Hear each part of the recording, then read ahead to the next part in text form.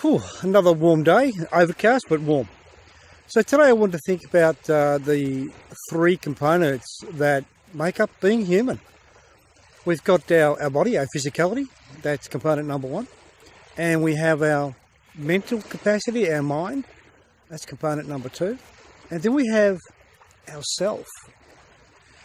Ever had that conversation with yourself where you're giving yourself advice?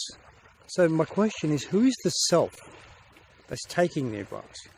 Who is the self that you are having the conversation with? Who is the self that is giving advice as well? Because you'll weigh up all the pros and cons and you'll talk to yourself. So what I wanted to get at today was, don't ignore the self. For men it's called a gut feel, for women they tend to call it intuition. But either way, it's one of the three components. So just checking out, when you're making a decision, check in with yourself, your mind and your physicality. Can you physically do it? Now, do you have the mental mindfulness to do that as well? And does yourself really want to do that? So it's not to be ignored, the self, but it is one of the three components. And we get caught up in our minds and our bodies, and sometimes it's like the lunatic taking over the asylum when we just listen to our mind.